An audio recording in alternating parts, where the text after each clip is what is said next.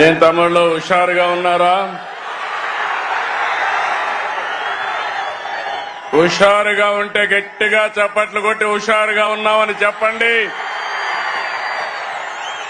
శభాష్. గౌరవనీయులు జనసేన అధ్యక్షులు, నాకు అత్యంత మిత్రులు, పవర్ స్టార్, అదేవిధంగా రాజకీయాల్లో ప్రజల కోసం అలుపెరగని పోరాటాలు చేస్తూ నేను చేసే అన్ని మంచి పనులకు సహకరిస్తున్నటువంటి పవన్ కళ్యాణ్ గారికి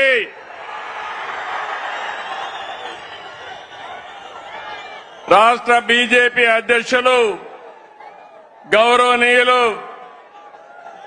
మిత్రులు మాధవ్ గారికి, రాష్ట్ర తెలుగుదేశం పార్టీ అధ్యక్షుడు పల్లా శ్రీనివాస్ గారికి, వేదిక పైనున్న కేంద్ర మంత్రులు, రాష్ట్ర మంత్రులు, ఈరోజు సూపర్ హిట్ సభకు తరలి వచ్చిన మీ అందరికీ అభినందనలు. 15 నెలల పాలనపై కూటమి నిర్వహిస్తున్న తొలి సభ అదరగొట్టింది. అవునా కాదా అని అడుగుతున్నా. మంచి ఎండ, మా ఆడబిడ్డలు చూస్తున్నా.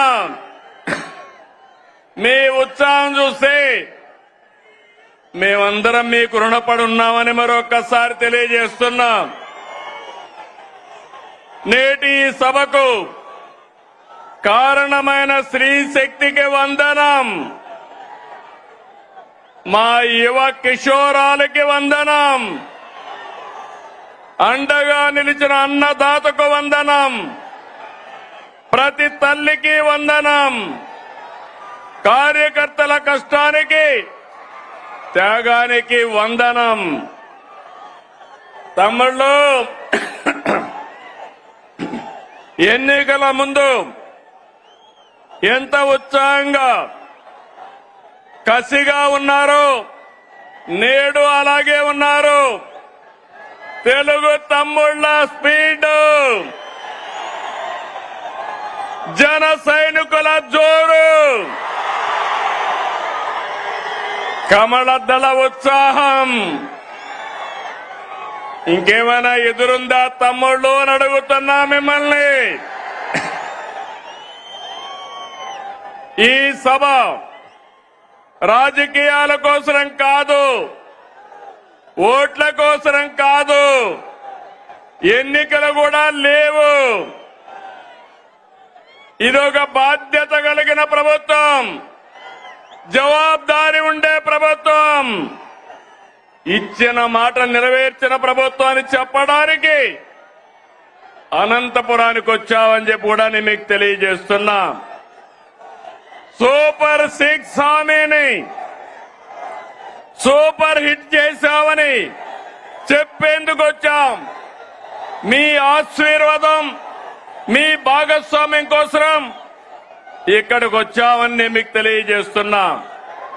ఇప్పుడే కేశవ్ గారు చెప్పారు, బాధ్యత అంటే నేపాల్లో ఆందోళన జరుగుతున్నాయి. అక్కడ ఆందోళన జరిగితే 200 మంది తెలుగు వాళ్ళు అక్కడ చిక్కుకుపోయారు.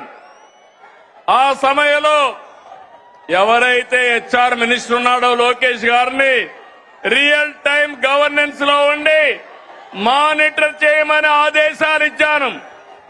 ఇది జవాబుదారీతనం, అవునా కాదా అని మిమ్మల్ని అడుగుతున్నా. సంక్షేమం అంటే ఓట్ల రాజకీయం కాదు. సంక్షేమం అంటే తాత్కాలిక అవసరాల్ని తీర్చడం కూడా కాదు. సంక్షేమం అంటే పేదల జీవితాలు మారాలి. పథకాలు అంటే పేదల జీవన ప్రమాణాలు పెరగాలి. అందుకే అన్ని వర్గాలతో చర్చించి 2024లో సూపర్ 6 హామీ మీకు ఇచ్చాం. ఇంకొక పక్క 2023 మే నెలలో 28వ తారీఖున రాజమండ్రిలో మహానాడు జరిగింది. సూపర్ 6ను ప్రకటించాం. అదే సమయంలో కూటమి మేనిఫెస్టో కూడా ఇచ్చి మేమందరం కూడా సమిష్టిగా కష్టపడి ఇవన్నీ కూడా నెరవేర్చడానికి ముందుకు పోతున్నాం. 2004 ఎన్నికలు